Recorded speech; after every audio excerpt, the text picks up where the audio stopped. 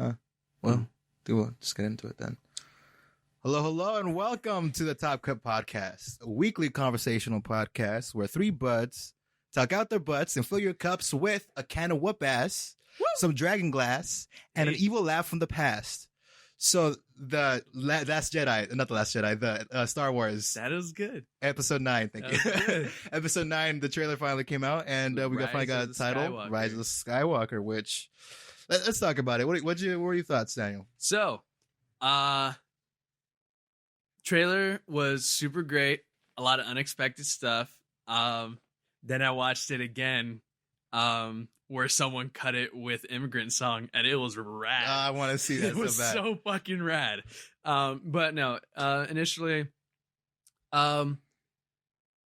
initial thoughts were, okay, Rey in a desert, cool.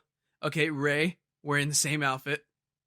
It looks like, I mean, she's definitely not, but like, it looks like they just recycled some shit. She has a collar that I don't know how it operates, but anyway, she has Luke's lightsaber again, which is interesting, which means she rebuilt it.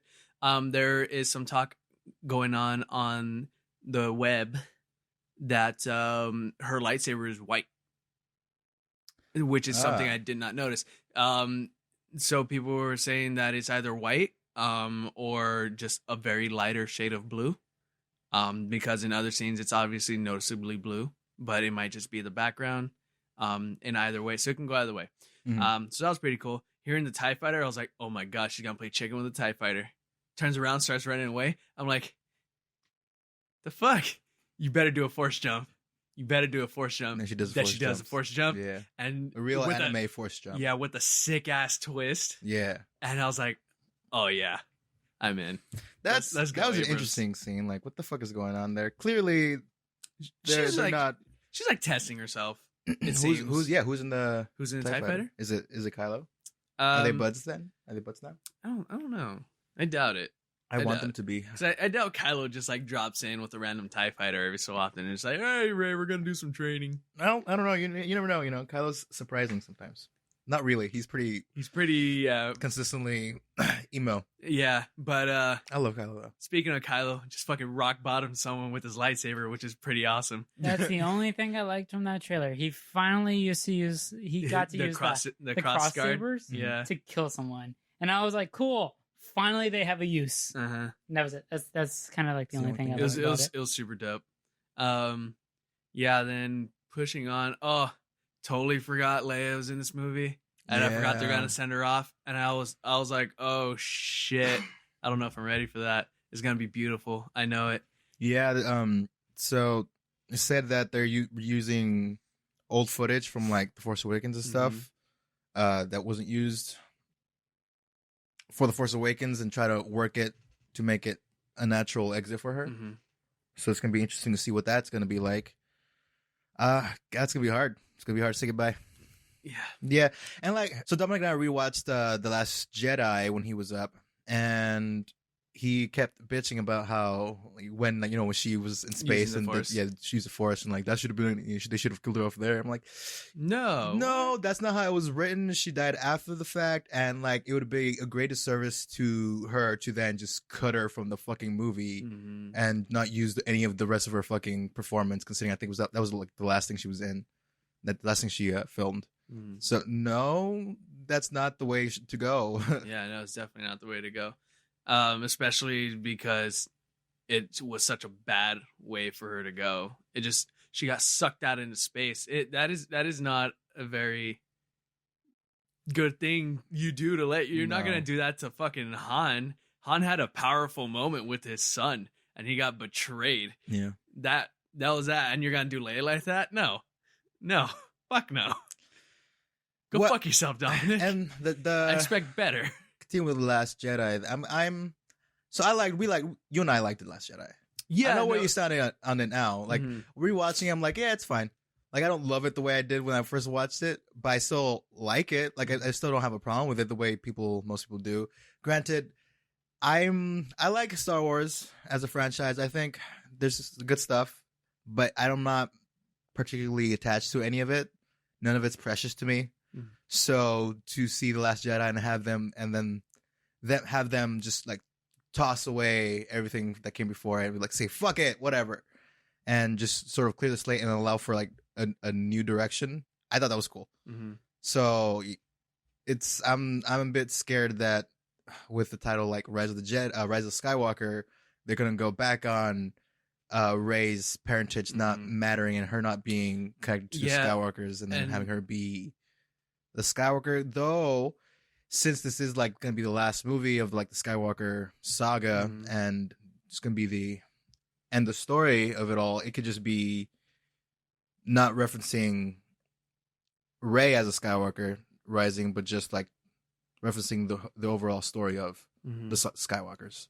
Yeah. Speaking of I'm pretty sure I saw that the director, who was the director of 9? I mean 8. 8. Colin Trevor? Yeah. No, I think he was the one that was Ryan Johnson was. Ryan Johnson. Trevor was the dude who got booted from 9. Oh, okay. Yeah, Ryan Johnson. I'm pretty sure I passed an article that said Ryan Johnson was just like cool with Abrams being of course, retconning cool. his shit. No shit. Like, why would he be upset about it when he just like fucked everything? Yeah, it'd be dumb. He just do a live grenade into a fucking into a giant cavern of fans. And he was like, "Yeah, fuck it, you can go disarm it." Yeah. But yeah, I thought that was cool. But I don't know if you saw a tweet that I reposted, but there was. I found someone's tweet that made shocking sense, and it would be like super fucking cool if they were to go that way, because I sure in hell didn't think about it. But they say, what if Rise of Skywalker doesn't reference the family, but just a new type of Force user aside from the Sith and the Jedi? So Skywalker being basically a gray Jedi. Someone who's on neither side, who serves neither thing, is just a Force user who wants to use their abilities to the best of their ability and just, walk their own path, and call them a Skywalker. And I thought that was a great way to go. Yeah, I don't know. I don't know where I stand on that, because I would take it. It's like the reason I have a problem with Rey being a Skywalker is just the fact that, and then continuing with the Skywalker shit, is the fact that the galaxy's so fucking big, yet for some reason everything comes back to the fucking Skywalkers, and that's annoying. Yeah, that's really annoying. Which is why I like Last Jedi, and why the ending with the kid being also a Force user and all that. Like it's cool. There's more than just the fucking Skywalkers. Mm-hmm. So for them to, I guess it's not terrible that they use just honor them in that way. It's not the worst thing. It's kind of cool, but at the same time, I just want to get away from Skywalker. So that's why I'm like, yeah. I mean, the argument can be made of like, I mean, obviously everything's going a certain way because it is written that way, But like story wise, canonically, the Skywalkers just seem to, well, starting with Anakin at least, seem to have the strongest connection to the Force, to the point where in the Clone Wars cartoon, an episode that Dominic and I rave about because it is an amazing episode. Well, I think it's like a 2-part episode.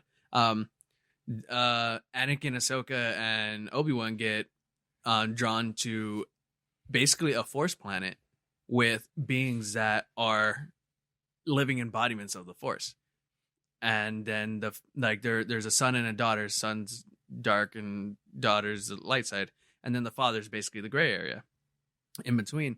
And Anakin was supposed to replace the father because he wasn't powerful enough to control the kids anymore, and they're just causing chaos. Anakin fucking changed the weather with the power of his Force, controlled with his connection to the Force, and it was massively fucking epic. And so I can see why a lot of stuff having to do with the Force tracks back to the Skywalkers, but I can also see how it gets a little tedious having to do that. A little, again, because galaxy. There's no fucking way that Anakin or the Skywalker lineage is the only fucking person that is that strongly connected to the Force. I mean, there's Yoda, of course, but Yoda's dead, still causing some fucking havoc, summoning lightning. No one ever is truly gone, Daniel. Is very What true. is dead may never die. We're not segueing to Game of Thrones just yet. Maybe we can put it in the cut. Okay. We'll see how it goes in post. Okay. But yeah, I mean, overall, I like the trailer. I was surprised by the Emperor. I was. Yeah, definitely. I wasn't quite sure. I can't remember the last time I watched the old movies. I couldn't remember if it was his laugh or not, and I couldn't remember how Snoke sounded either. It was definitely not him though. No. And I was just really worried they were going to bring him back too, because I didn't like Snoke either. Yeah, no, Snoke went out like a he was bitch, dead. even though they built him up to be this fucking like towering figure of darkness and stuff, controlling Kylo, and he ended up just being a bitch. So, yeah, I'm glad he's gone. I just wish they fucking did something with him. I don't care, because it was just what was clearly what's the strongest part of the first movie and the second movie is Kylo and Rey. Mm-hmm. And I like that they killed Snoke off, because then they can focus more on him. Yeah, they don't need to waste any time on Snoke. Snoke wasn't interesting. He was just another weird looking alien dude. Mm-hmm. You know, he's bad. Whatever the fuck, I don't care. He wasn't interesting at all. I wouldn't be surprised because Star Wars: Clone Wars is coming back. So I wouldn't be surprised if they put Snoke's origin in there. Hell, I would actually prefer if Palpatine was involved somehow with Snoke. Yeah, if maybe he was fucking Snoke the whole time. I don't know. That'd be more interesting to me than have Snoke being his own thing. I don't know. It'd be interesting if Snoke was a clone of Palpatine. I like that. Yeah, that just kind of got fucked up because the Kaminoans through the Empire just stopped making clones because, I mean, obviously they stopped producing clones during the Empire's rule because people were just drafting people into the Empire instead of having clones of Jango. So I forgot how that goes. Probably extended universe stuff, but it's dead now. So who knows? Right. So let me tell you about what I thought about Palpatine's laugh. I thought it was Mark Hamill.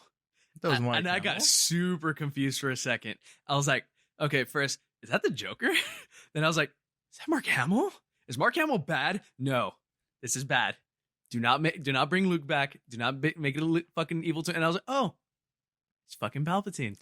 Yeah, that is a weird choice. I'm with it. I want to see where it goes. I'm definitely on board because we didn't see him die. Yeah, he just got thrown to the bottom of the desk. Maybe. Yeah. Oh, well, maybe it's his Force ghost somehow. It could definitely be a Force ghost. Yeah, but I mean, yeah, it's really weird because the way Force ghosts work is a little tricky. You have to be like very pure of heart and connected to the Force. But that being said, Palpatine was pure evil. So if you want to play the Vegeta card on it, then you can. Yeah.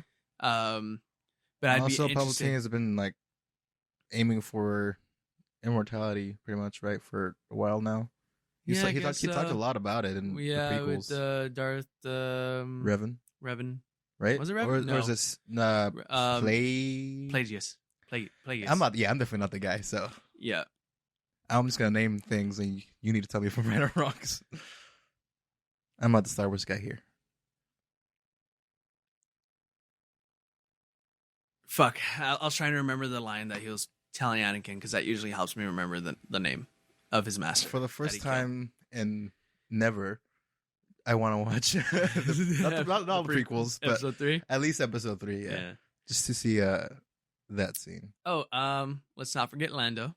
Oh yeah, but we knew he was coming back, but it was nice to see him. Yeah, it is nice to see him. His dorky ass face. Yeah, flying the Falcon with Chewie, so that was cool. Yeah, which reminds me that Chewie ate porgs.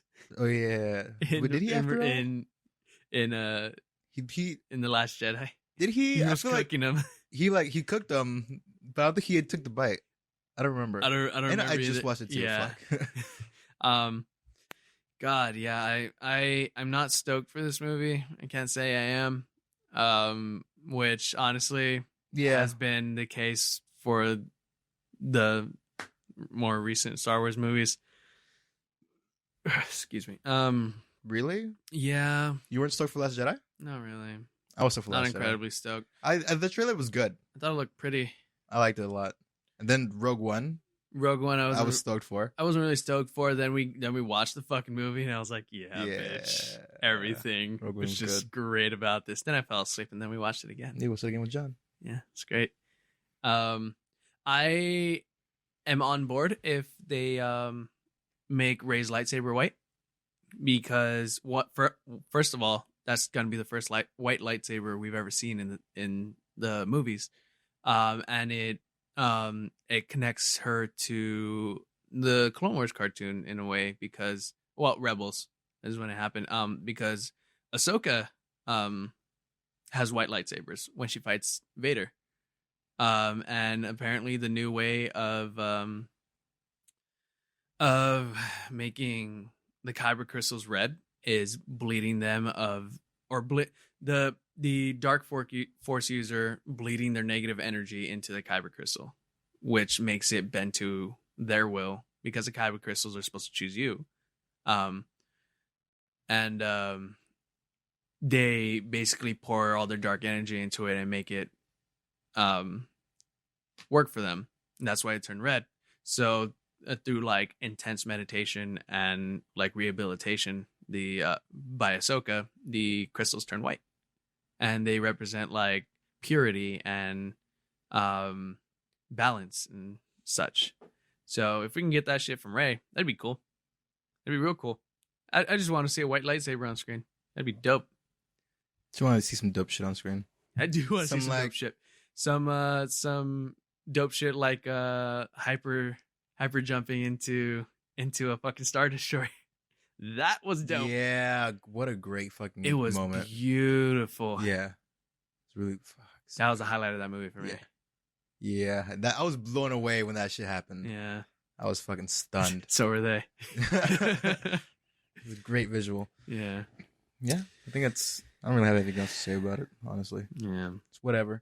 So we'll move on to the Game of Thrones. The first episode of the final season just aired last night, and we watched it. It was an episode. It was an episode. It was an episode. It didn't thrill me.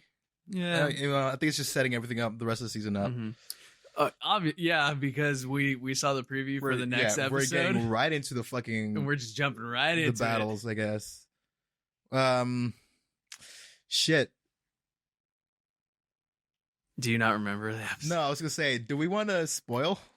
Oh, yeah. Damn. I feel We'll put it in the description, the time. Spoilers, I bro. feel like for anyone that actually really follows Game of Thrones, probably already saw it, or at least will see it by the time this episode comes out. Given that it'll be a week later. Yeah, and then episode 2 will be out. So that's just what I think. Obviously, if we put in the description, hey, we talked about the latest season, anyone that just hasn't seen it will probably just stay away. No, well, what I was going to say, we'll just put in the time codes. Yeah. Because we can't assume that people are going to have seen it, and it's just this way they don't have to stay away. So, yeah, we'll just put the time codes. Oh, so we can talk about it, and we'll put the time codes. Okay. All right.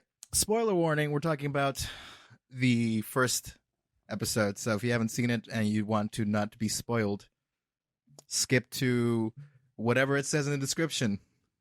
I'll figure it out later.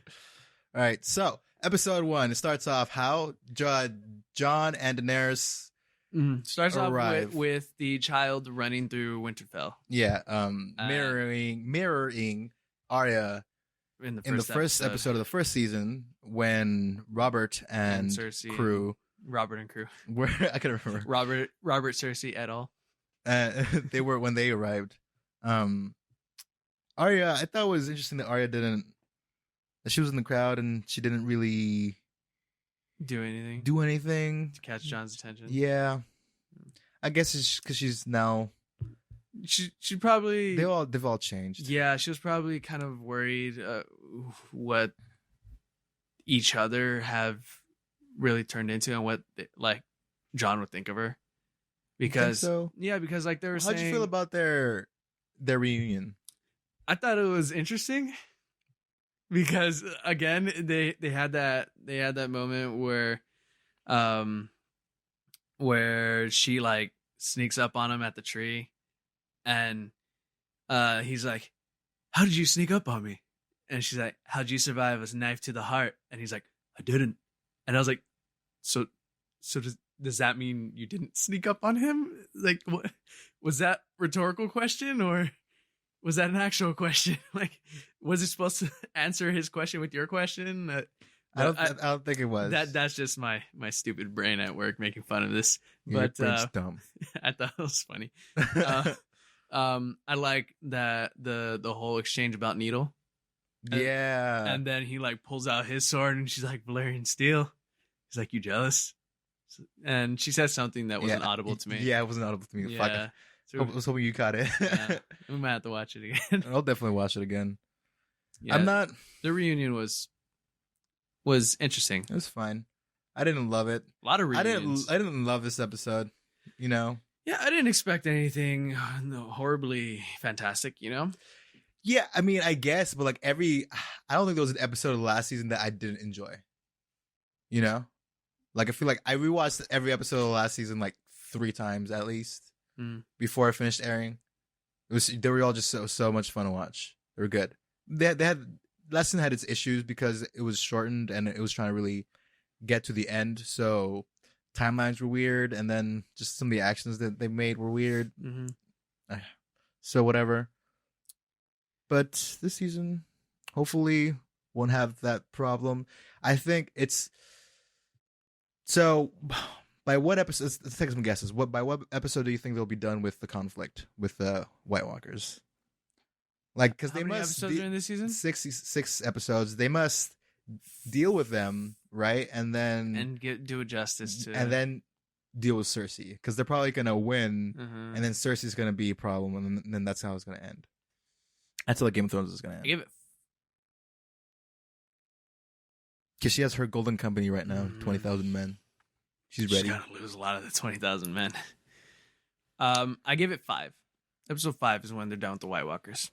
Episode 5 gives them 4 whole episodes to give them justice. Let us. That's a lot. Dragon. That's a lot. Would you rather have 5 episodes dealing with Cersei's dumbass? No, of course not. I'm not saying it should be fucking finished in the next episode. You know, it's just, can they really make the whole battle last that long? I'm sure they can stretch it. Because it's one thing when it's 2 sides of humans fighting each other, and then they get tired, and then they can take breaks, and we can see that shit. But when it's just the dead going on forever, and for every person murdered, it's another number for the dead. It's pretty overwhelming, and I feel like it's hard to stretch over many episodes. If they go past 4 episodes, I'd definitely be surprised. If they go under 3, I feel like I'd be disappointed. But they'd have to show me what they got, because this is a big story. Winter's been coming for fucking like 8 years, so it definitely needs to be resolved in a satisfying way. But I think the real story here is the Game of Thrones, which is going to involve Cersei, and Sansa's bitch ass. Do you think she's gonna make it to that point? I hate her so much. God, she's annoyed me so much in this episode. Yeah, to the throne. No, I mean, I don't know. I don't know where I see Sansa going, because I honestly don't know what the fuck her storyline is at this point. She's the Lady of Winterfell again, so I mean, she's got her home. She's got her like place in her home. So I think Sansa should be satisfied at this point. The only people we need to worry about is Jon, really, and I guess Arya. Arya's on kind of a weird path. I mean, I haven't read the books. I don't know if she makes it, but I see Arya dying before the season's over. Yeah, I mean, I guess I can see all of them dying. Honestly, I don't know. I have no idea who's gonna survive. I mean, obviously, I want my boy Jon to survive. I don't care if Daenerys lives or not. I haven't been on Daenerys' team since like season 2. She's annoying. She annoys me. Yeah, not in the same way like Sansa does, or anyone else does. It's just I like her. I don't know. I just don't like how entitled she is. That's why I like John. Prefer John as the king. Mm-hmm. He's an honorable man. Doesn't want to be king. Doesn't want to be king, but Daenerys is just. I was born to be a leader, so fucking kneel or I'll burn you. I ate a horse heart. I don't know. I just don't like it.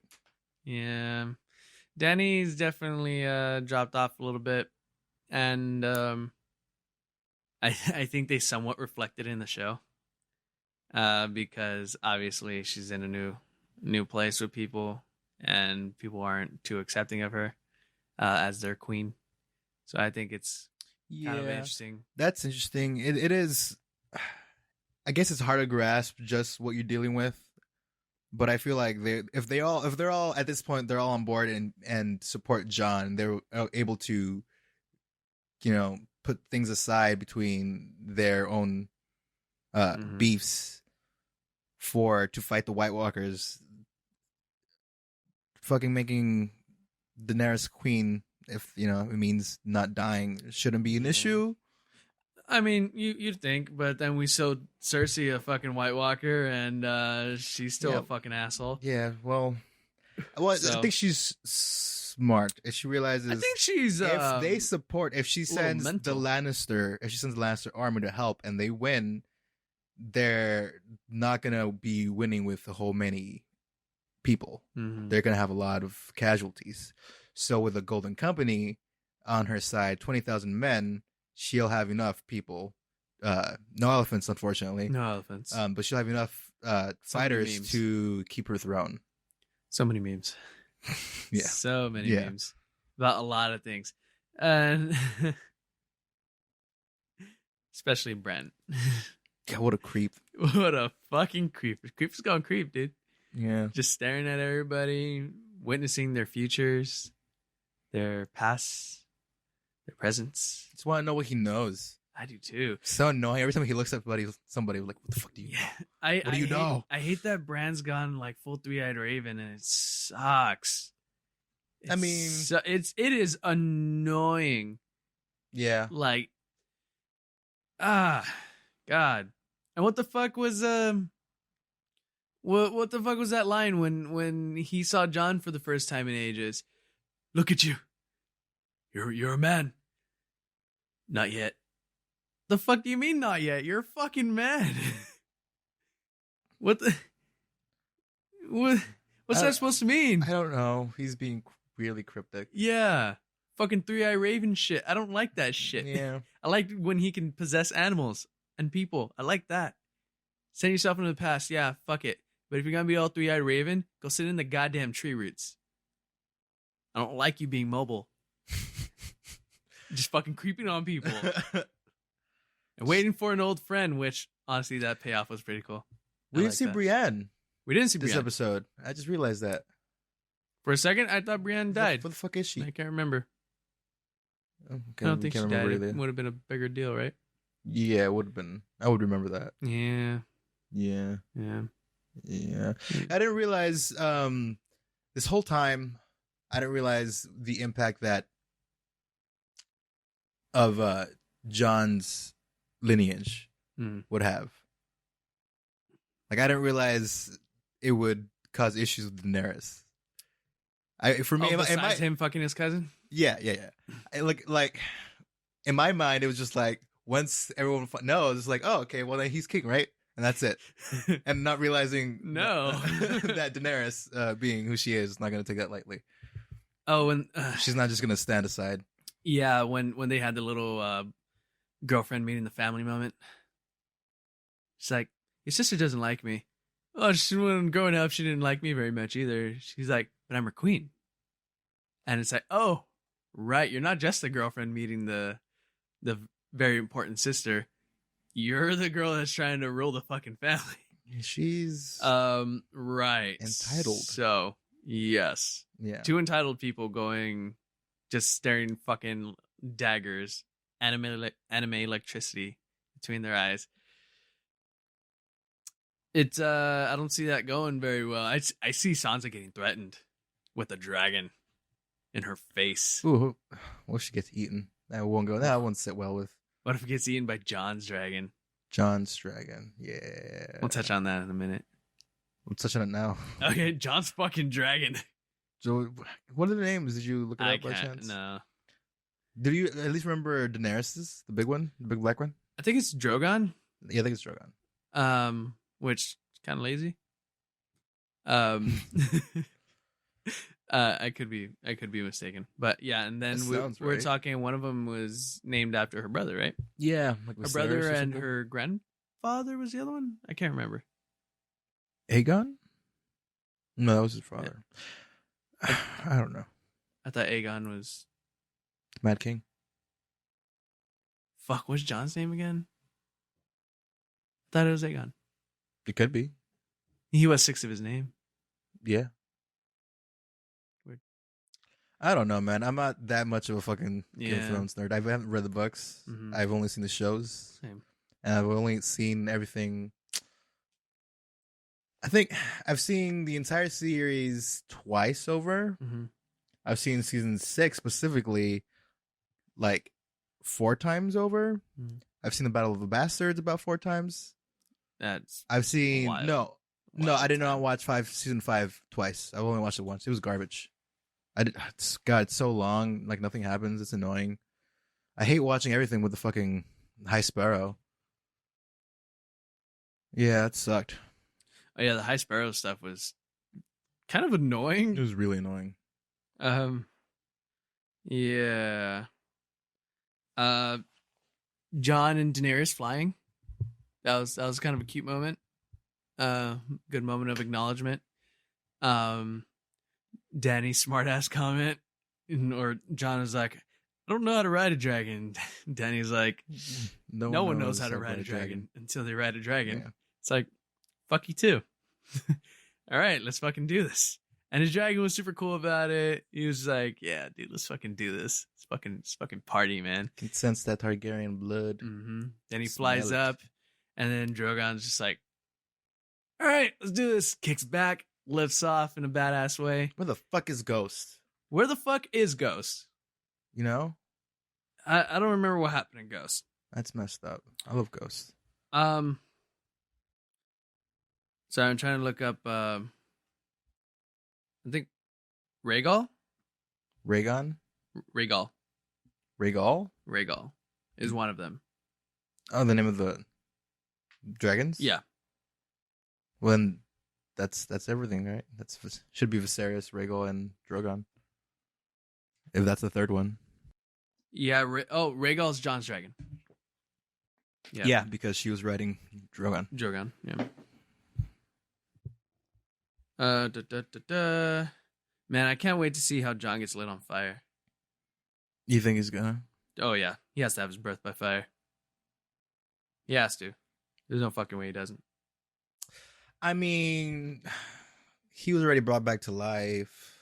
Viserion and Rhaegal. Viserion. Mm-hmm. They're brought back to life by a red priestess. Does that count? Fair. She's gonna come back too. Is she? Yeah, she said she'll be back. Yeah, I don't remember. I don't remember exactly what she said. I don't. She said she'll be back like one more time, and that it'll be like, I don't know.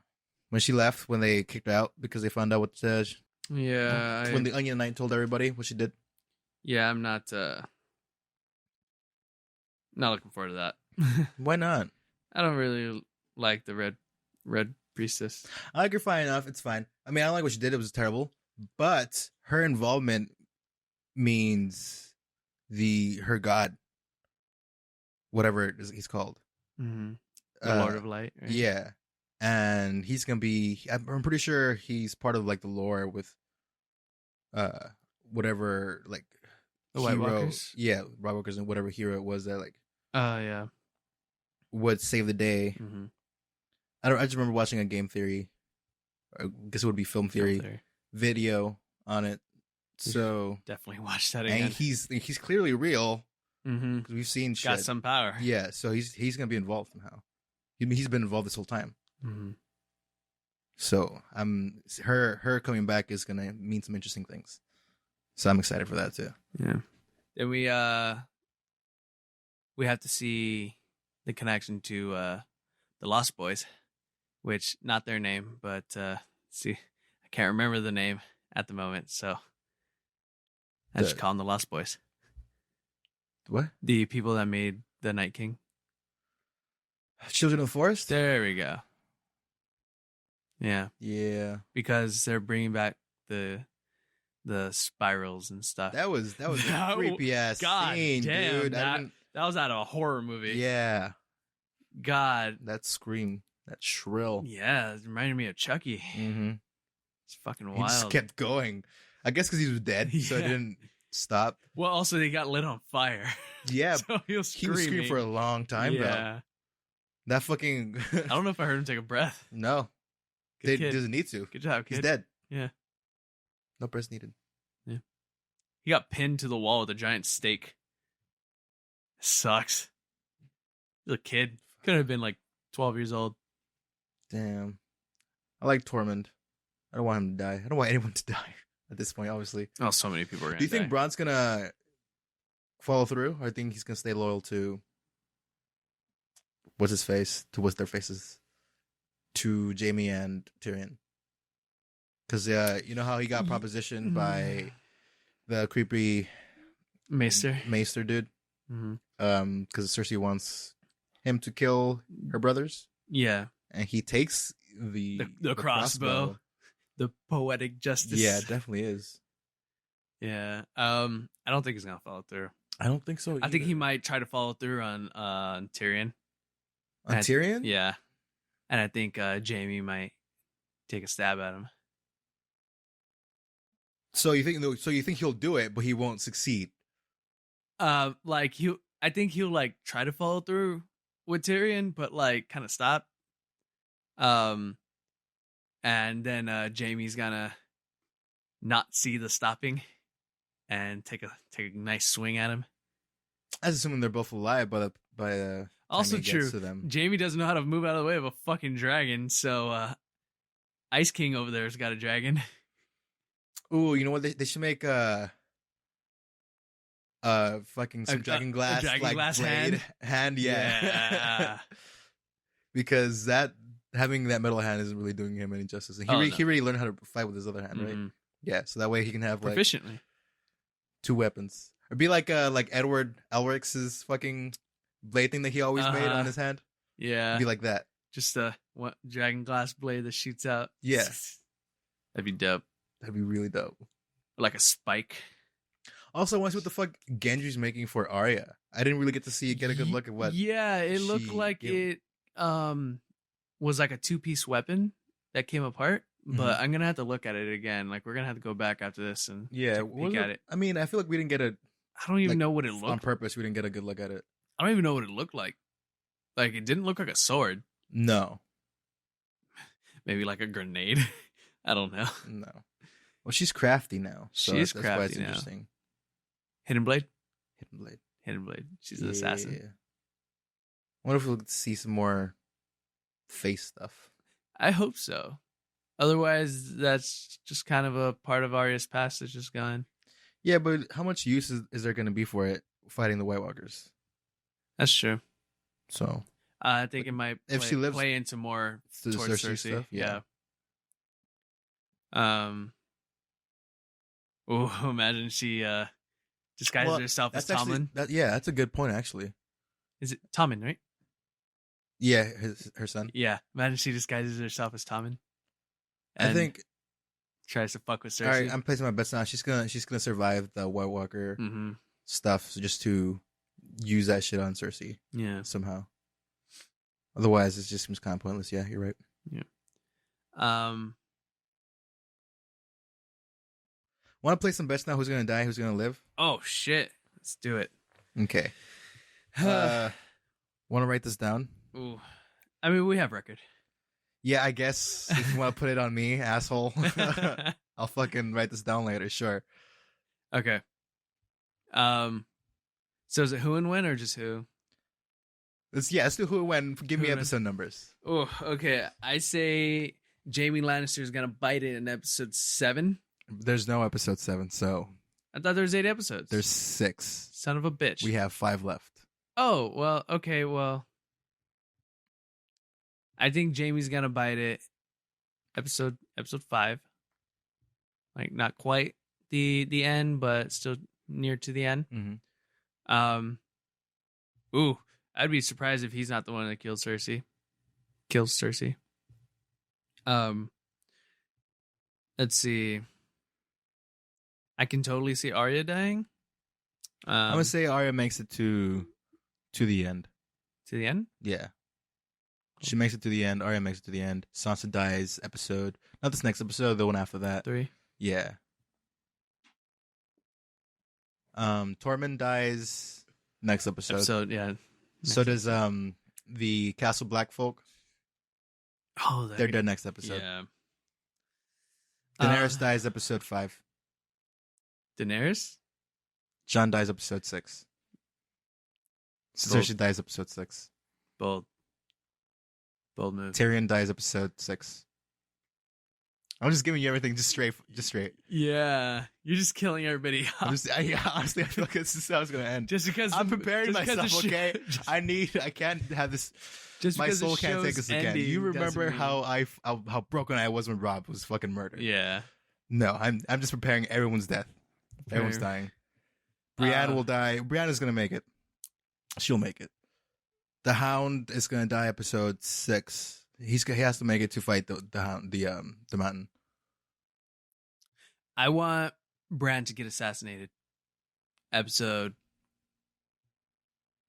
3. Night King assassinates him. The Night King assassinates? Mm-hmm. He's gonna sneak into camp and then off him in his sleep or something?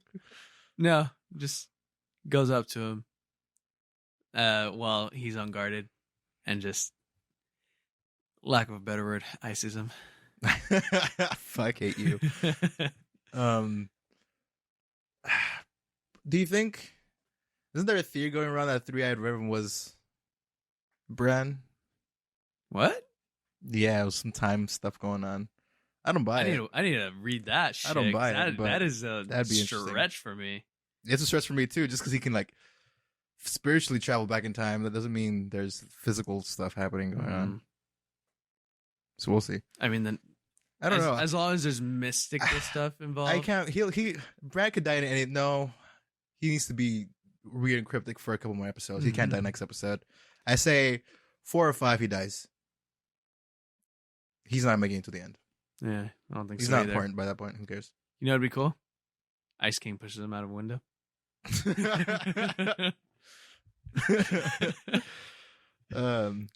Who's left?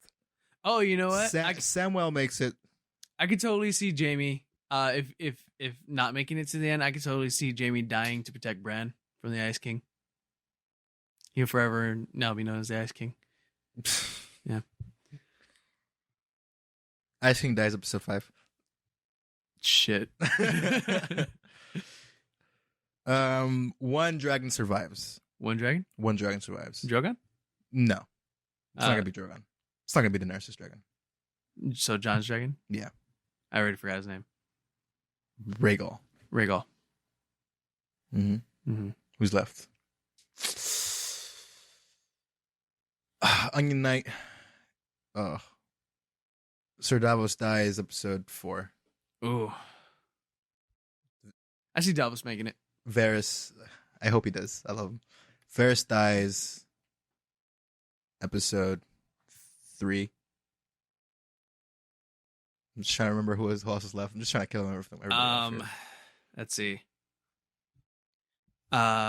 Creepy Maester dies episode 4. I don't think he dies episode 4 just because I don't think the White Walkers didn't make it that far. Or they might. Do you think they'll make it to the King's Landing? Yeah. Yeah. I see them making it past Winterfell at least. So then people are going to be retreating then? Yeah, definitely. There's I mean, with the amount of people that are dying and getting brought back, plus they have a dragon. I don't know. Because for them to make it to King's Landing, I think everybody has to die at fucking Winterfell. Because I don't know how they're going to be reshooting and fighting the fucking dead. We'll see. Yeah. Ghost dies episode 3. Ghost lives forever. Ghost what is dead may never die. Yeah, I'm cool with him being an ice wolf. Oh, fucking... shit. What's his name? Theon. Oh, Theon. Theon makes it. Yeah, Theon. I see Theon living on. His sister? She makes it too. She makes it. She's off island, whatever. She's True. off land. Very true. Franken Mountain dies episode 6. Yeah. Final boss. Yeah. Who the fuck's left? Oh, I see that. I see the Hound fighting him. Yeah, that's why I think the Hound's gonna survive the whole ordeal, just so we can get their fight. Chris. At the very least, I wanted to. Chris? Oh, Gendry. He dies episode 4. I think Gendry makes it. Yeah, you know what? I take it back. He makes it, and then I feel like he might lose Gendry and Arya have something going on in this episode, so maybe that continues. I feel like he might lose an arm or a hand. He's gonna lose an eye too. An eye? He's gonna lose his right eye, his left leg, and his right pinky toe. All right. I see it. Frostbite. Yeah. I think it's everybody who I care about. Yeah, it's pretty much everybody. Sam? I said he lives. Oh, right. Him and Gilly. Gilly. Little Sam. Yeah, that's everybody. All right. I'm done with this. I'm done with Game of Thrones. I think we'll be revisiting this weekly, I guess. Since it's released weekly for the next 5 weeks. We have something to talk about consistently for the next 5 weeks. All right, we'll be back. The other thing that's I think is interesting for us that I want to talk about is there's been some controversy kind of going on in the gaming sphere about Sekiro and accessibility is what they're saying, and easy modes, whatever the fuck. I think it's funny just because our very first episode on the TopCup podcast, John and I talked about that very issue with difficulty in games and what we thought would be a good way to make games accessible. I guess that's how everyone's putting it, and I think it's an easy way to grasp the issue, but it's not. Accessibility is different from like an easy mode type thing, because accessibility is for people who have disabilities. When when a game has a colorblind mode, specifically for people who are colorblind, that's accessibility. But like making a game easy because it's just too hard, like for some that maybe they just can't, if it's a fast-paced game and they don't have the reflexes to play through it, then that's one thing. But if it's you just can't get the hang of the game, then that's different, So I think calling it accessibility is not the right way to go. What we had said, John and I had talked about, which is what Celeste, the way Celeste approaches it is assisted mode, in which it's in the menus. It's not the default setting. It's in the menus. You have to go and choose it, and you're clearly told that this isn't the way the game was intended to be played. That you can totally get there with practice. It's totally possible for you to play this game without the assisted mode. Not our vision, but here you go. It's your choice. Whatever. I think that's the way to go. With that way, it's not condescending. Being an easy, calling it easy mode, and not conflating accessibility with it either. So yeah, what do you guys think about the whole thing? Well, I'll let Daniel explain, because he wasn't a part of that first conversation that we had. So I'll let you get your views in, and then I'll probably. I think it's fine sticking with accessibility. I think the people that are taking it negatively as like making the game easier and not the vision of what the developers had in mind is not, like, it shouldn't be an issue, because like even though the developers had to have it in mind, like they should also have in mind the entire community of who's going to be playing these games. which is why we have the adaptive controllers and stuff, you know, to help people do this. And because they're being more and more recognized as people who play games, because even, yes, people with disabilities play games.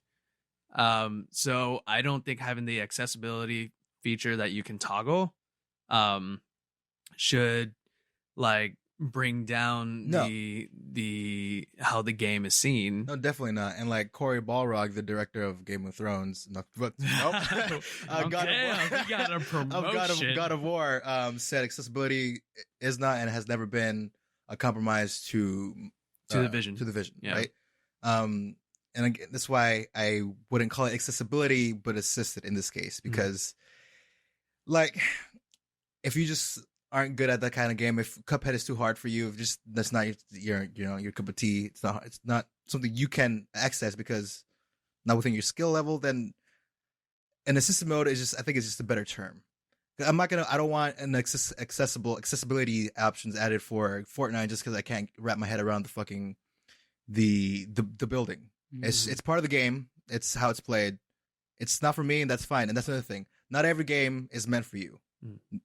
That live with it. That's fine. Like, especially in multiplayers, because at that point it's a lot harder to because Fortnite. It's just like they bring out an update, and that's just one of the constant arguments. It's like you're making the game too easy, you're making the game too hard, you're making the game too easy, too hard. It's like, yes, but now we want to appease all the players, and it's like, yes, but then you're losing all the dedicated players when you make the games too easy.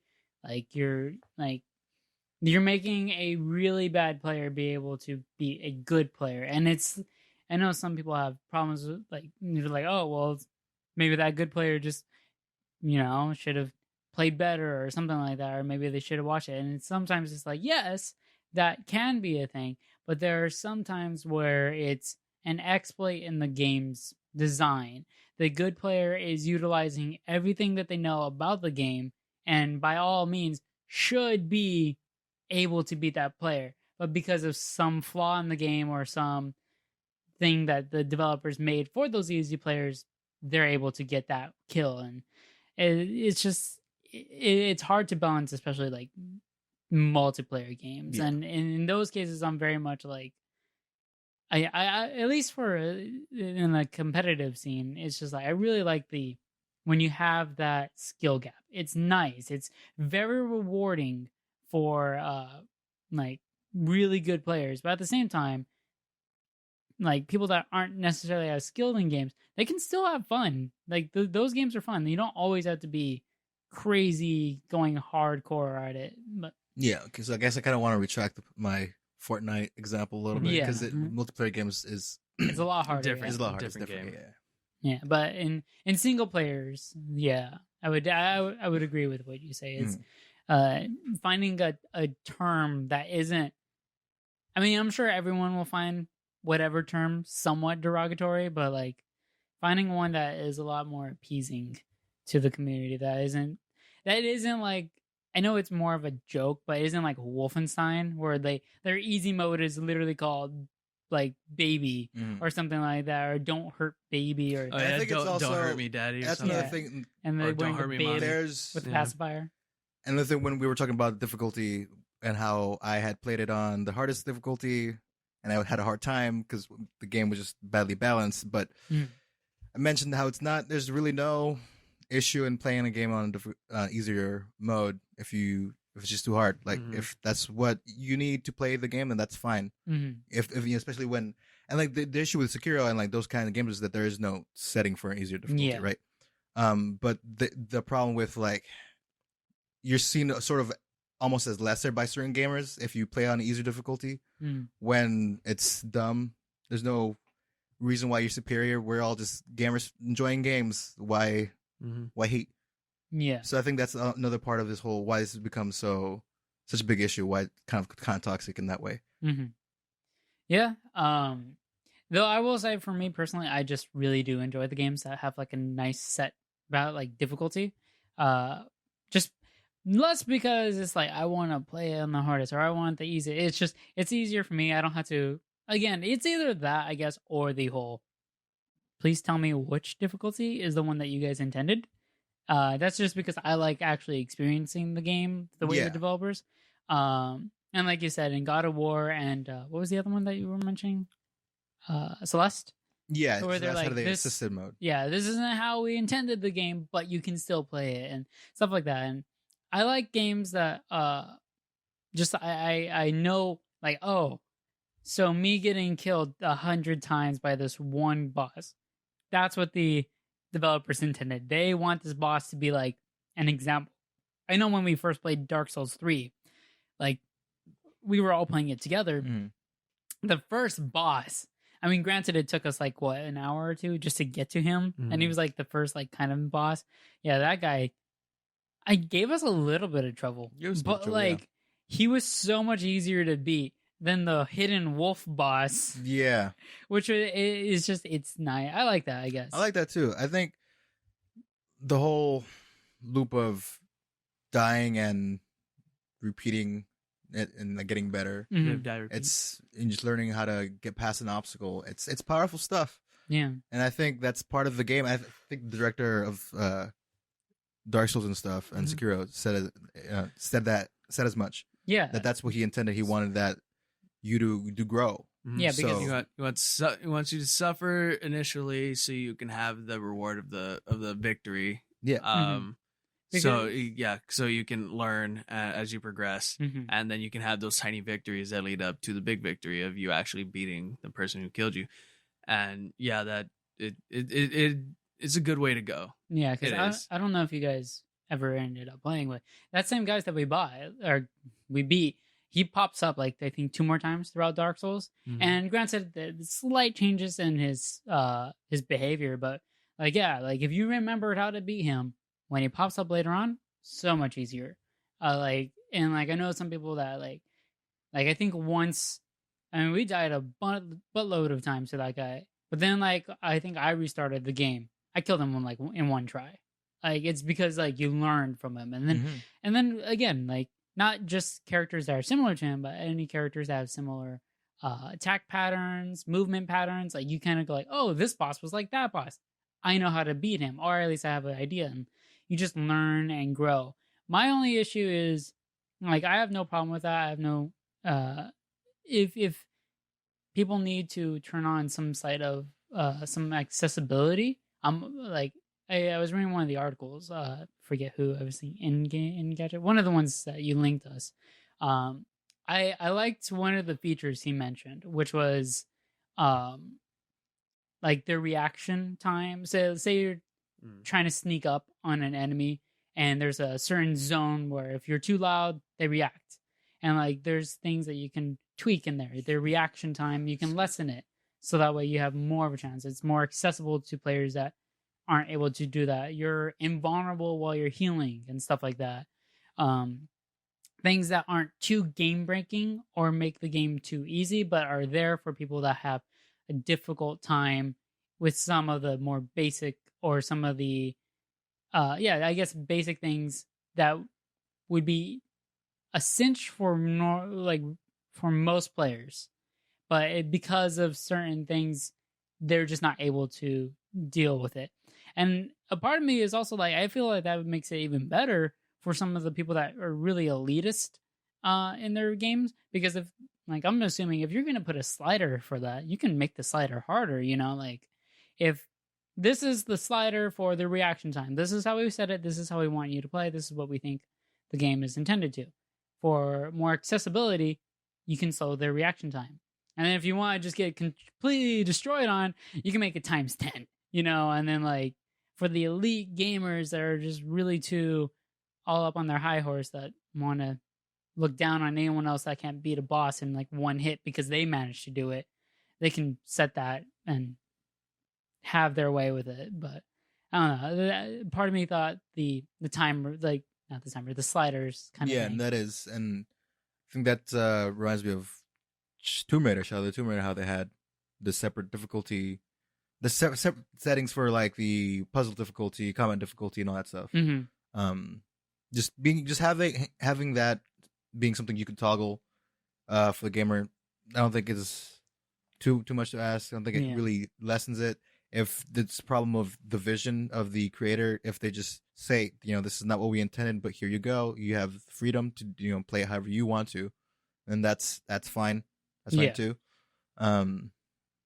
Also, the games that adapt to you are kind of nice. I know they're a lot harder to create, but again, you still get that, especially with those games, because I'm sure some people will still find problems with having people able to change. Because in one of the articles, they were mentioning just because the features are there, not everyone's going to turn them on because they need it.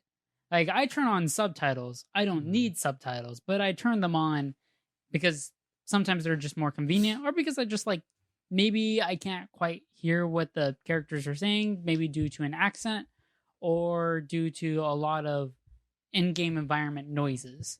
So I like having the subtitles. Or sometimes I could just not pay attention. I could just read it or something like that. And I know some people have problems with that because it's well, if you turn on all these accessibilities, people that are bad at the game are just going to turn them all on.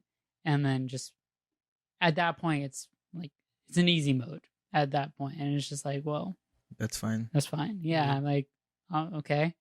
I So don't let know. people do what they want. Yeah, if it helps them, because in my head, a bad player is going to have a hard time on normal difficulty.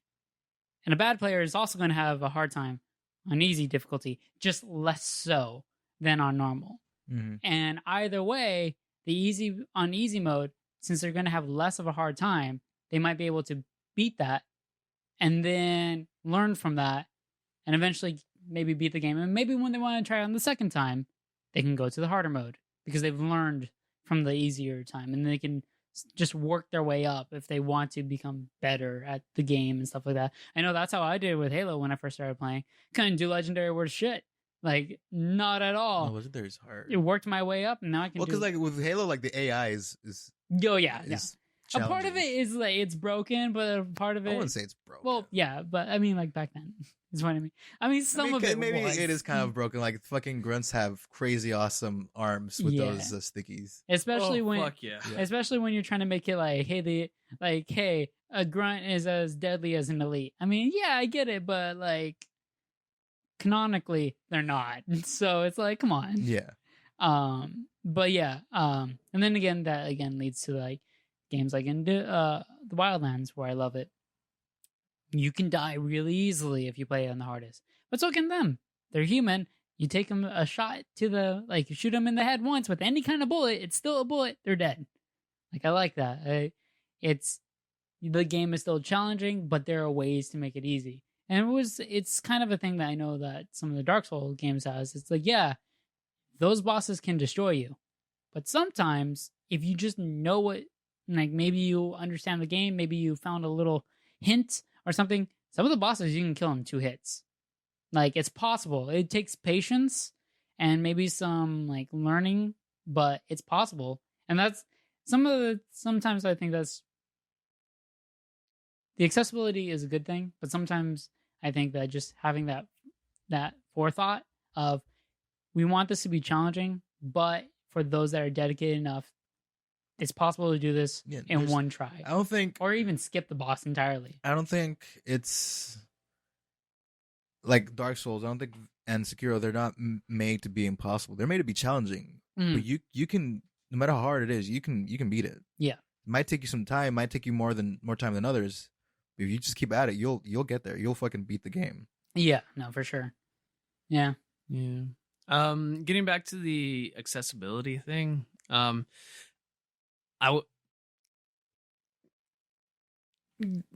just change the label. Yeah, I get it, to something like assisted. I like assisted. I really, because again, accessibility is for people who can't otherwise play the game, at all. Not just it's hard for them. Originally intended, yes. Yeah, they literally can't have the reaction time needed or something like that. Yeah, but I mean, a lot of things fall under accessibility, of course, and like John mentioned it before, subtitles are for people who are hearing impaired and such. But we use them for baby in the room situations, or when John decides to come and talk to us for 15 minutes while we're watching a movie. So yeah, I see how it is just like how originally intended. Yes, it's for the people that need the help, the assistance. But it also could be for people who just want to change the experience to better suit them at the time. And yeah, I'd be okay with changing it to assisted. But really what's gonna kick the elitist gamers in the balls more? Hearing that they have to go to an assisted mode where they need someone to assist them, or going to the accessibility features where they have something that can be more accessible to them. Why does this need to be a battle at all?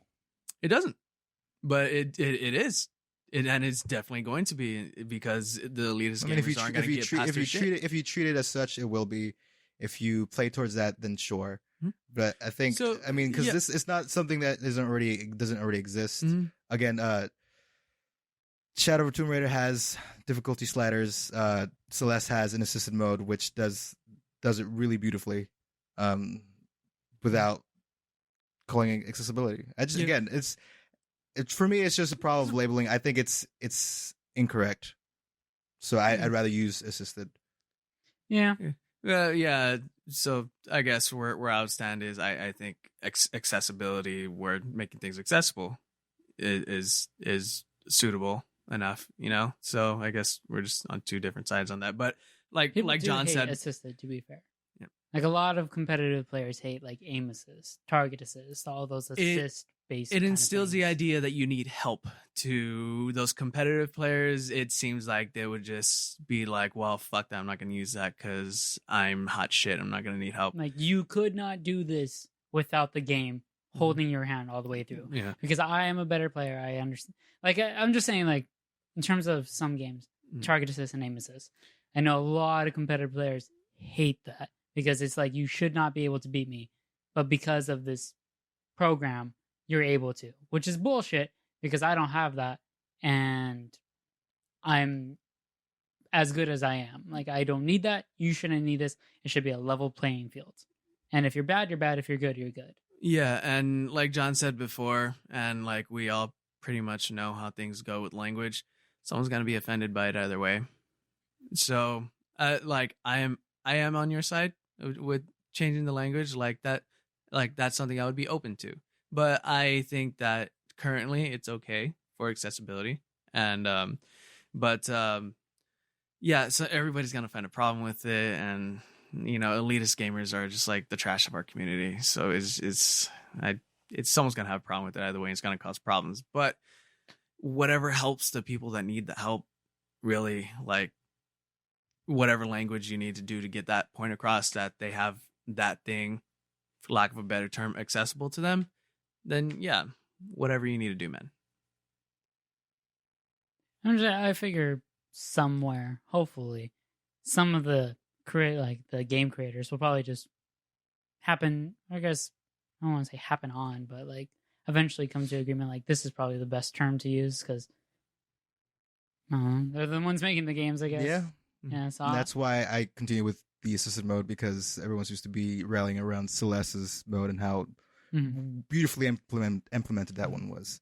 And it was because, yeah, it's clearly you were assisted, but it's also clearly telling you this wasn't the original vision of the game. And that's one of the main points of like this conversation is people, the elitists are talking about how it compromises the vision of the game. Mm-hmm. Yeah, and I do have a problem with that. It's because I get, if I was making a game and I want you to play it a certain way, it's if I'm designing it, if I spent years designing a game to play this way since high school, then I need you to know, like, this really isn't how it's supposed to be played.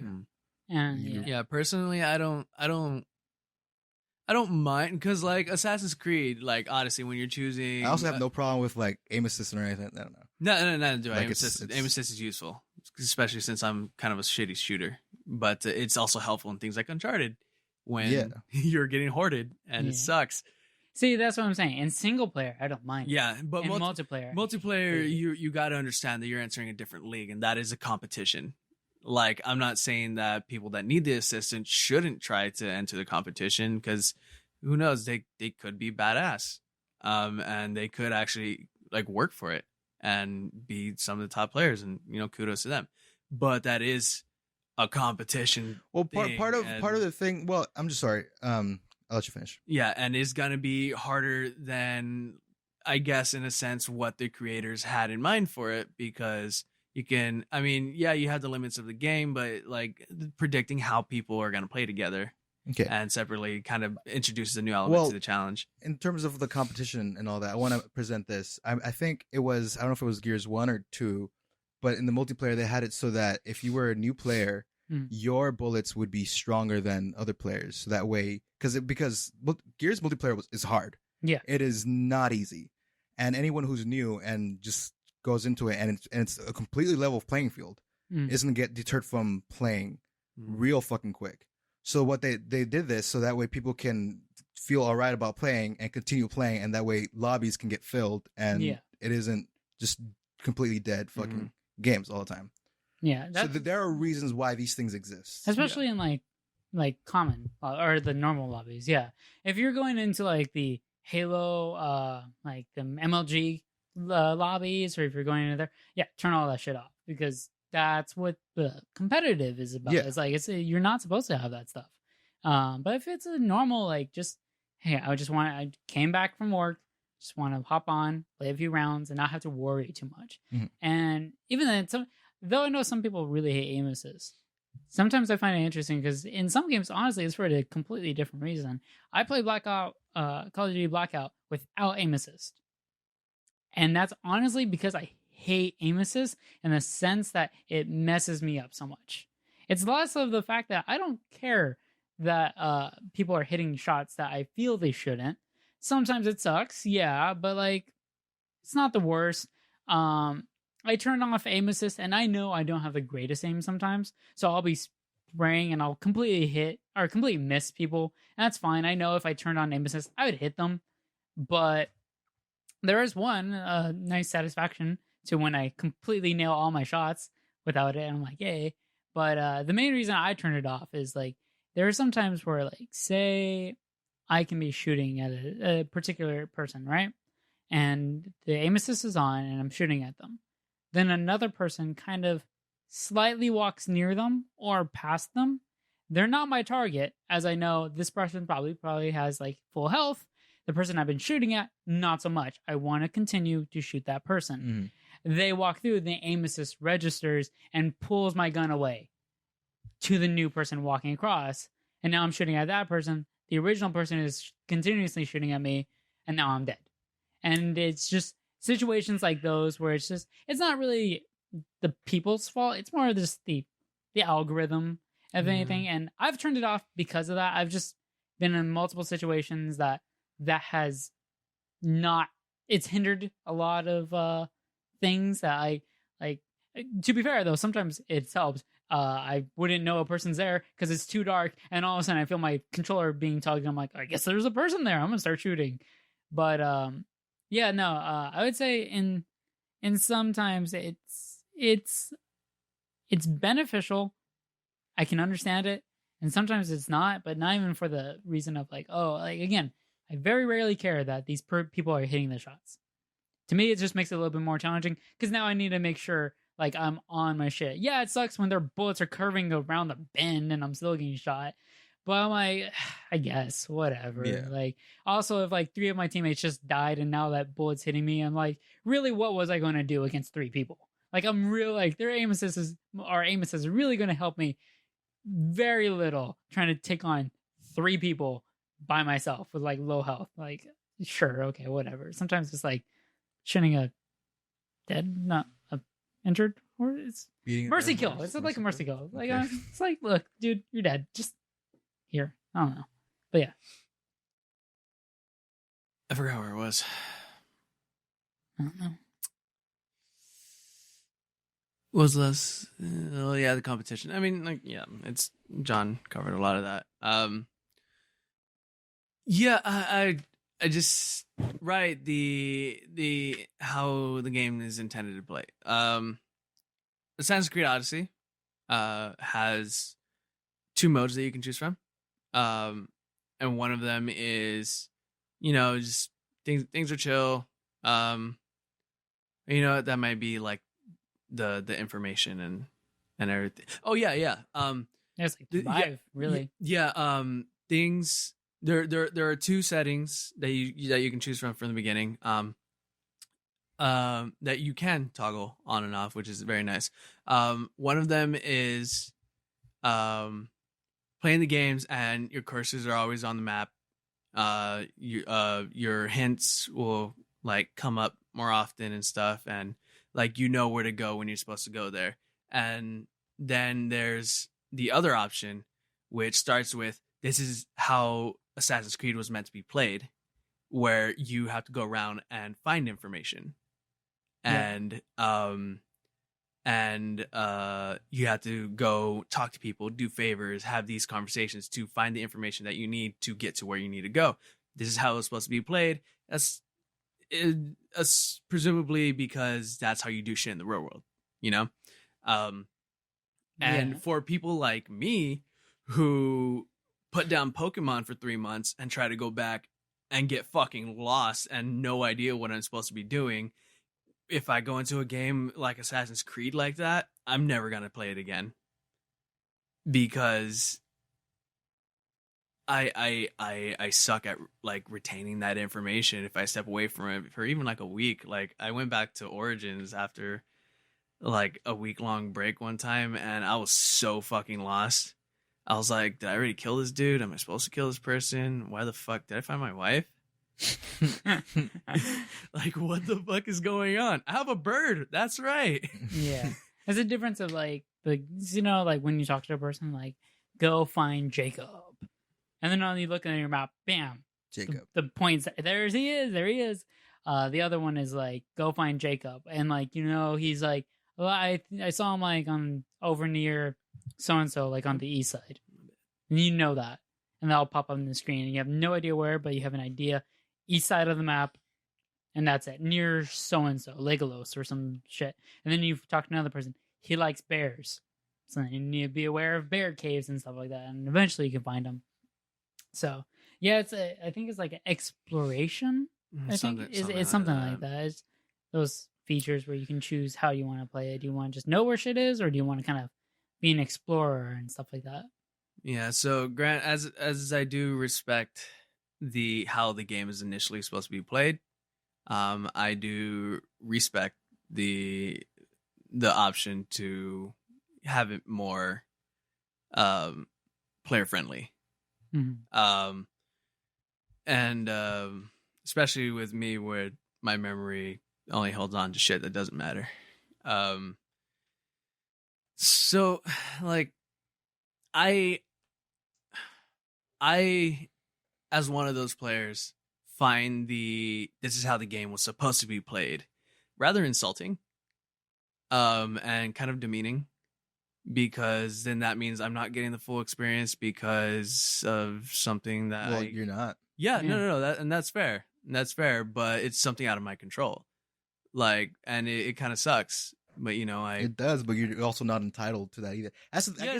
Ultimately, that's my problem with the whole thing, is people thinking they're entitled to be able to play any game. I mean, you're not. Mm-hmm. Not every game is meant for you, and that's the thing. Is that's totally fucking fine. That's why I never finished Ninja Gaiden 2. That's why I never finished Ninja Gaiden 2. That's why I never fucking played through the Dark Souls games. Can I say one thing? Yeah. Going on that. Yes. By the way, I don't always find Dark Souls games that challenging. I can get killed a lot, but I don't find the game super challenging like a lot of people find it. But you ask me to play Mario, and I fail miserably. I suck at that kind of game. So that's, again, like going on. Yeah. According to them, because Dark Souls are supposed to be the hardest games, I would be very good at games, because I don't find those games all that challenging. They can be, but they're not insanely challenging. But then you ask me to go play Mario, which fucking... that shit's like 7-year-olds can play. Yeah. And I'm like, bro, I'm lost. Like I beat one. Did I? Oh, okay. So I didn't beat a world. I beat 3 levels, but apparently that's not a world. I don't know, man. How the fuck do I play this game? When did I spend all those fucking coins? Yeah. And real quickly, in my sleep. Going on to Assassin's Creed, sometimes, again, I played it on the hardest difficulty. I played it like I maxed the shit out in terms of difficulty in that game. And then I ended up putting everything on easy because I found that game way too tedious. I was very powerful. I had no issues beating people. It just was time consuming. I didn't think, oh, fuck, I can't beat this person. It's like, I can beat this person, but do I really want to commit to trying to, like, just dodging, hitting, dodging for 30 minutes? Or do I want to just kill him in one shot? Because I'm wearing God armor. Damn it, I should kill him in one hit. Just because a game is meant to be played a certain way doesn't mean it's the best way for it to be played by you. Mm-hmm. Again, and that's fine. That's just let go of your ego. I mean, it's not an ego in that sense. No. It's not an ego in that sense, but I feel like a lot of people, there's ego because of the whole difficulty and feeling like you're not a real gamer if you don't play it this way. Which is no. Yeah, because like if not at all the case. If somebody came up to me and like, you beat Assassin's Creed Odyssey? Yeah. With difficulty? Easy. And like, you suck. Yeah. Because it was too annoying. It was like, I could have been on hard. It was no challenge to be on hard. It just got too fucking tedious. Like, I'm not... Why beat a game that I know I can beat in 40 hours when I could just do in 20? And it's not going to change anything. 20 is no small amount of time. You spent the money and you spent... If it was 20 hours, 20 hours, that's a lot of fucking time for any game. Yeah. So like, you're, again, no less of a fucking gamer. And especially if you're on time constraints, too. If you don't have a lot of time to play, but you still want to be within a community like me. Yeah. And I try to do stuff, And like there's... It helps. With microtransactions and stuff for like skill points for like I bought some upgrade points in the last Deus Ex game, Mankind Divided, just because I wasn't gonna be playing through it enough to be leveling up or finding all the hidden practice points, what they're called, throughout the game. So I'm like, I just want to be able to have my guy be the way I want him, so I can play the way I want to play. And I felt kind of shitty for doing it, but then I'm like, whatever. Like I just want to play this game and however I want to play it. And then so I did it, and what the fuck? Yeah, like it's totally fine. It's totally fine. That's the thing. Ultimately, is what people need to understand is it's totally fine for you to play however you want. When the terms of like when it comes to like the developers saying it's not the way it's intended to be played, I think that's because they've worked so long and put in so much time and fucking sometimes, and we'll get into it a little bit when right now when I want to talk about the whole Bioware stuff. The crunch time and just the amount of stress that they fucking go under for them to just be like, hey, this is not what we intended when we set out to make this game. That's not a huge deal for them to just be able to say that. I think. Yeah, no, and sorry, John, I'll get to you in a minute. I'm not trying to say that it's a bad thing, because by all means, like, those people fucking work harder than normal people, and a lot of people get in trouble because of it. But like they bust their asses making that, like artists, fucking animators, fucking storyboard artists, sound design, visuals, every single IT department, I'm sure. Everybody busts their ass to give us fucking 20 to 40 hours of hopefully replayable content. And they put heart and blood and sweat and tears in it, and like they by all means have the right to say this isn't how we originally intended it, but like to help you out, like here we go, because we still want you to play the game, and you spent $60 on it, so like here's what we can give you, like here's how we can help you out. By all means, they have that right, and I'm not saying that it's a bad thing that they're saying that. I'm just saying like in a way it can cause different reactions where it's nobody's fault. Like for me, like I said before, hearing that and reading that kind of feels shitty, because it's like, well, because I'm kind of lacking, I can't like fully like experience what you guys put your heart into, so it kind of makes me feel a little like shit.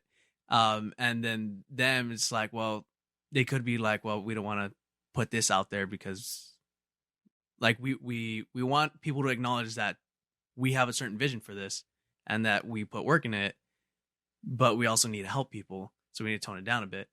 Like there are different reactions, and it's really not supposed to cause any bad blood because it is really no one's fault about how people take that. And I realize that, and you said a lot of people feel entitled to, like, they have to be able to play every game. Like that is a personal problem for people. Like, I don't feel entitled to have to play every fucking game in existence. Yeah, no, definitely. Because you're barely playing games at all. Yeah.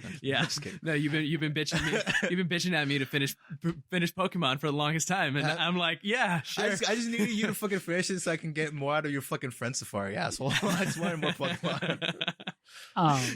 So real quickly, I want to mention two things. One, I just want to throw it out there. We'll talk about it another time because it's a whole different thing. But the first thing is, I think another thing some people have or don't quite realize is sometimes the developers are wrong.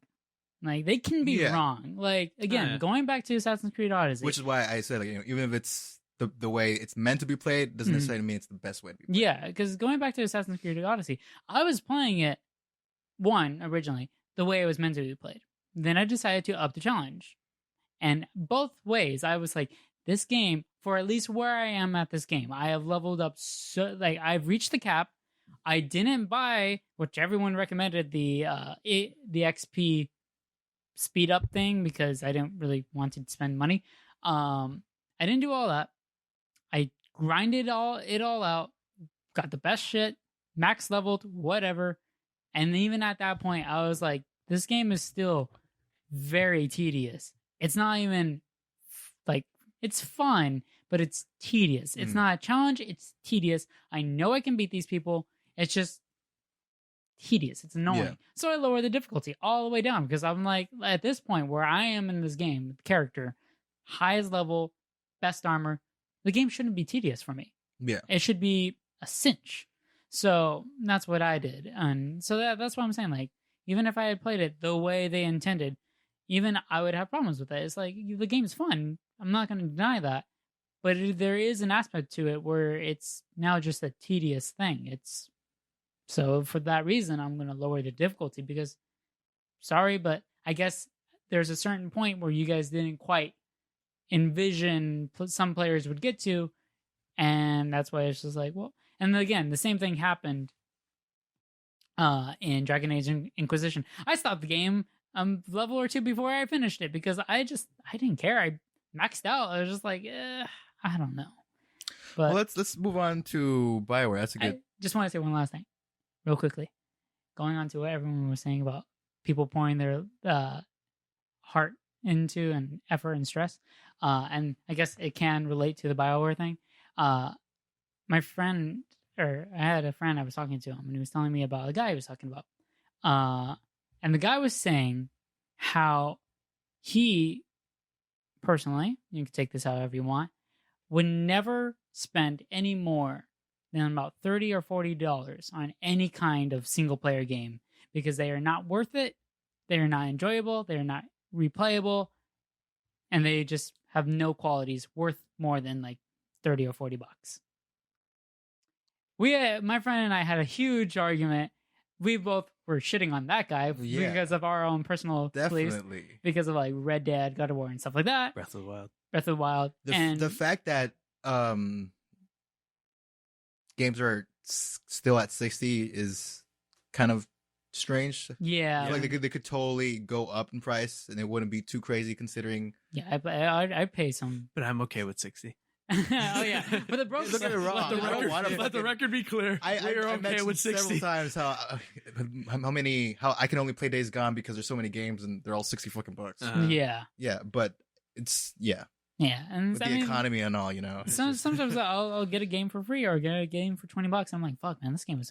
I own Titanfall 2. Everyone raved about that campaign. I got it for free because also of Xbox. The thing 5. is, you don't even have to pay $60 for any game. You don't have to pay $60 if you want to get it day one. Wait a couple months, especially if a game's not well received, you'll get a really good discount on it. Or if you want a game, that's free, but you think it should definitely earn a lot of money, support them. Like, buy stuff like Fortnite. I definitely, like, for as much fun as I had in that game, I would definitely pay $60 for it. So I did. I bought cosmetics. Like it just you have other ways of doing it, and obviously, this is about $60 worth of shit.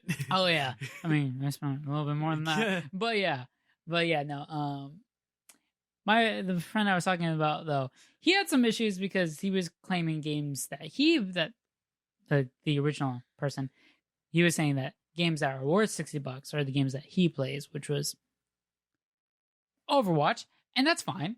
My friend and I also had some opinions about that, but yeah, for me, it's not necessarily because he's only looking at it in the terms of what he gets out of it, right? Mm. Not in the terms of the work that goes into making these things. Yeah, like these are people's jobs. You're not entitled to any of this shit. Mm-hmm. So getting it for $40 or whatever isn't. If some games are worth that much, some games should be sold for that much. Some games less, and some games way more. And some games, way more. But people are working hard on these things. Mm. Yeah, like it's someone's job. Oh, so that's why voice actors, writers, programmers, fucking trying to work out bugs that only cause more bugs. Yeah, it's more bugs, and that stresses them out, causes Great Depression. It's not easy. Cause the Great Depression. Another. It's coming on. And they have to worry about losing their jobs sometimes because there's no unions right now, and that's a whole thing going on in the game industry right now. Yeah, it's shitty. Tough. Yeah, especially going into it when you pour a lot of effort, so much so that people are getting depressed, they are having mental breakdowns and stuff like that. Which is what happened. All for a game that didn't get well received, and no one really wants to buy it. Yeah, just Bioware and Anthem here. Exactly. So it is astounding how long they were working on this game and how long the actual production was. So they started working on it, we said, right after the release of Mass Effect 3, which was I think 2012 or something when we looked it up. Around there, yeah. Right? They started talking about it, just spitballing ideas, trying to create the next big thing. But for the longest time, it was just a bunch of ideas and nothing really stuck. They apparently took out and re-implemented flying mechanics multiple times, which is insane. And one thing that I like that you said in the first episode was that they need to find out what their main thing is and work on it to make sure it's enjoyable and really good. And considering they didn't have anything, and the original thing they wanted is not even part of the game, which was because having the environment change, you going as a team and survive the weather as it changes and stuff like that. Not really a part of the game. Maybe the Cataclysm stuff is rad. kind of what it is, but definitely not the way they sold it in to the team internally when it was beginning. It was in pre-production up until 2 years before its release. Yeah. It wasn't until reading that article.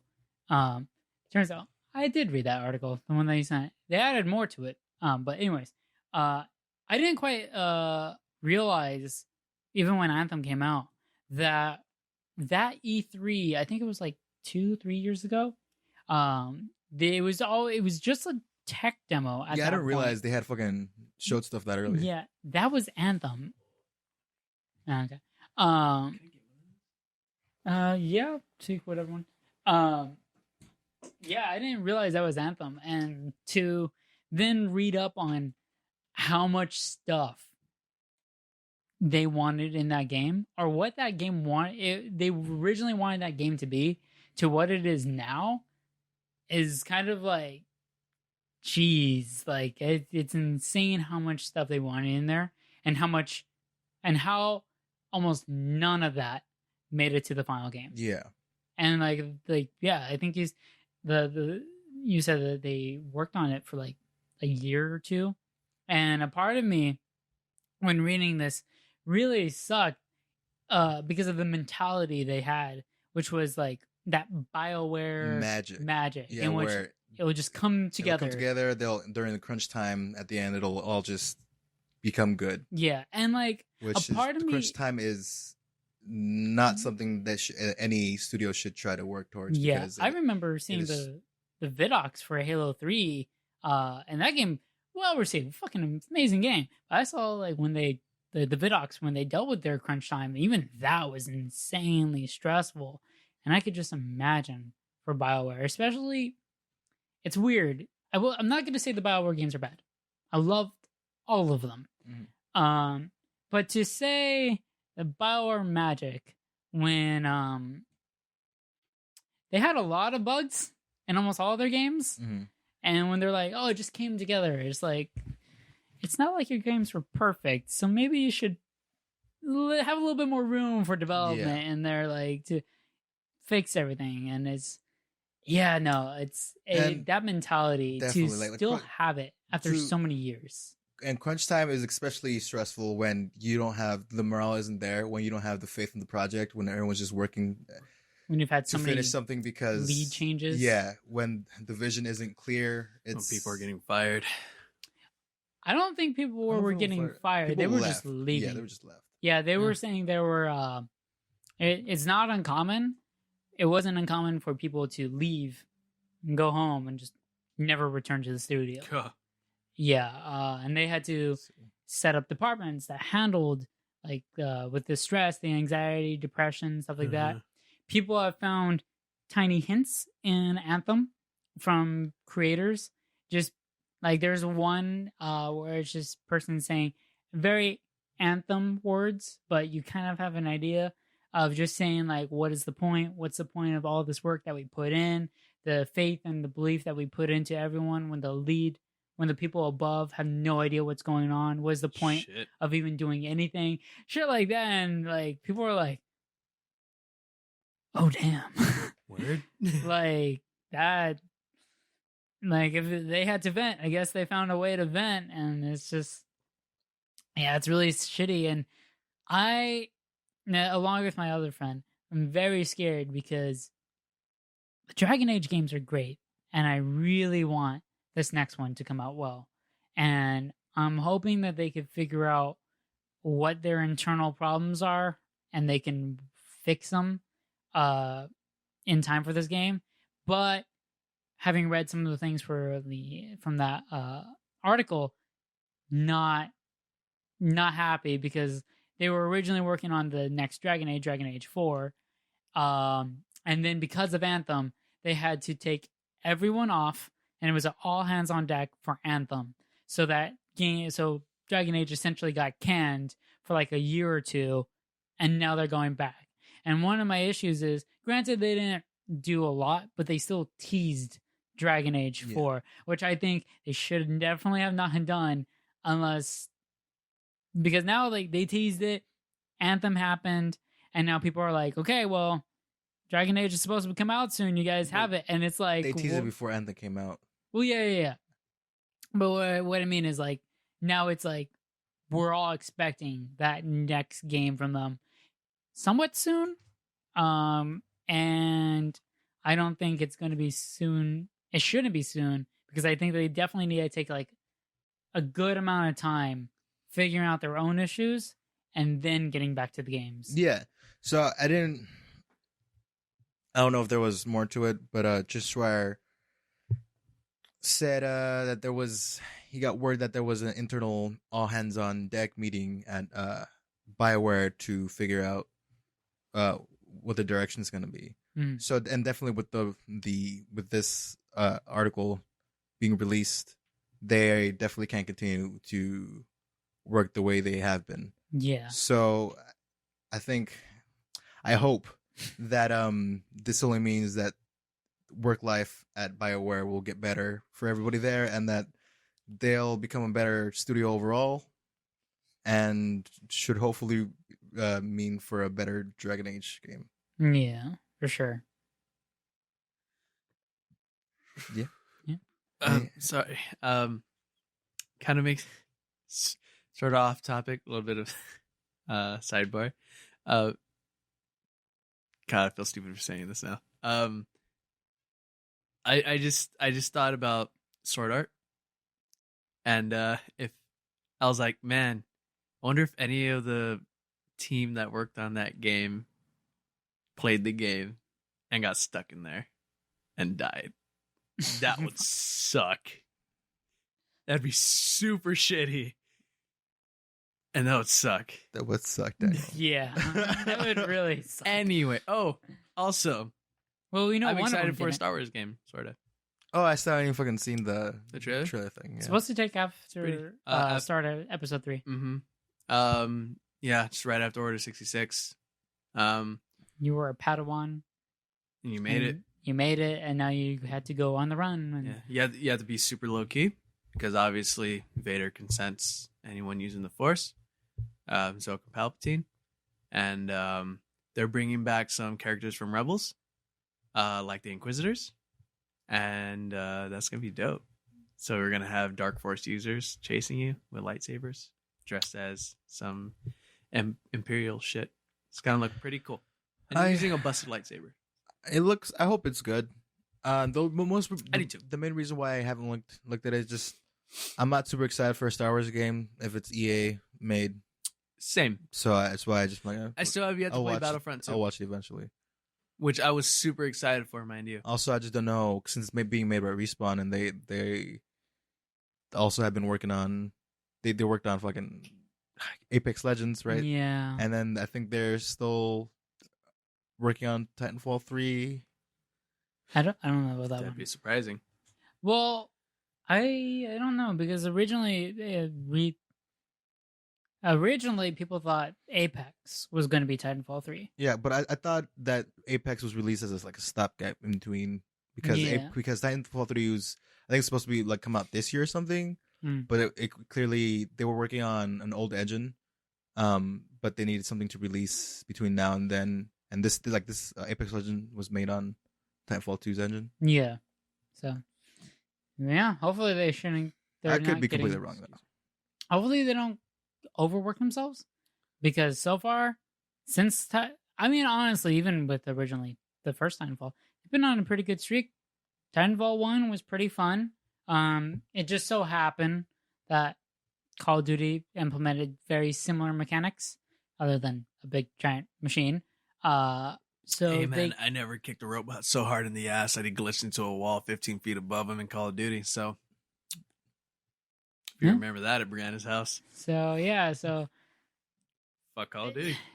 They've been on a good track record. I feel like they've been making pretty good games. So hopefully they don't overwork themselves and just have a slow decline from here, and they just keep some top tier games coming out. That'd be great. It's nice to have a reliable company making solid games. And right now, all the ones that we did know aren't.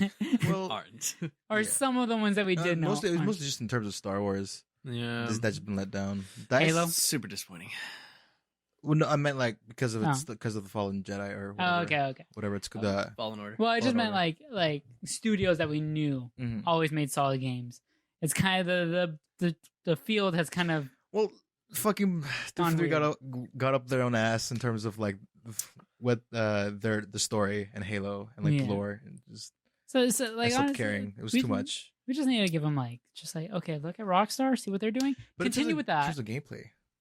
Halo 5 was so good. The so good. The thruster packs, so good. It's great. The side dodge gunplay feels good. Yeah. So clambers, slides, much needed. Makes sense considering they're like super soldiers. Yeah. It's like, can't make the jump. Well, I can't do this. I guess I'm falling. Hold on, let me crouch midair. Crouch midair. Oh, I made it. Let me time it right.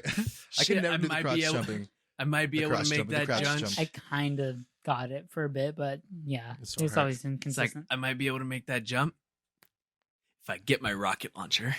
Jumps. I just shoot at the floor. Maybe if I throw a grenade underneath me and then jump at the right time, then I can make this jump. Totally. I'll literally just need to put my hand out. If I could just reach it. If I could just let go of my gun. If only like I could throw my gun on my back and it'll like automatically click onto my back. I will say that is the benefits of where we are now.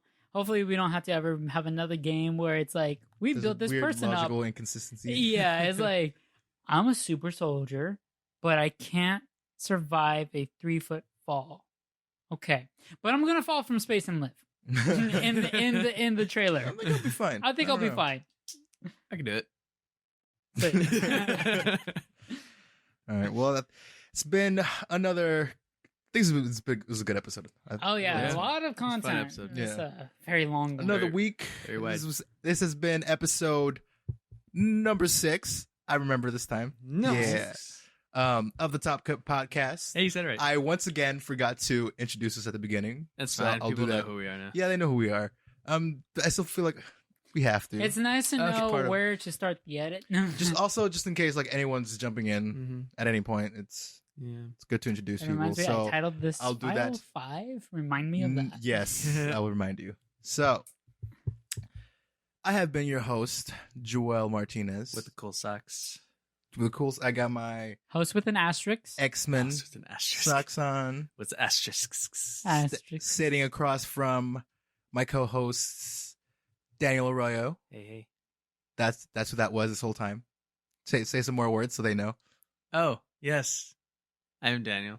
Hello, Daniel. Hello, friends. And John Orivides. Oh, what? So I'm not a co-host or host? Am I coast? Coast to coast. Coast to coast? West coast, best coast. I wish you were dead. Burn blue. Daniel. Hey. Love you, buddy. Love you, bud. John. Love you, buddy. That's cool. I know. Listener. Love you, buddy. Till next time. Bye. Peace out. Oh, yeah. Bye. Yeah. Bye. Yeah. Bye. Yeah. Bye. Yeah. Bye. Yeah. Bye. Yeah. Bye. Yeah. Bye. Yeah. Bye. Yeah. Bye. Yeah. Bye. Yeah. Bye. Yeah. Bye. Yeah. Bye.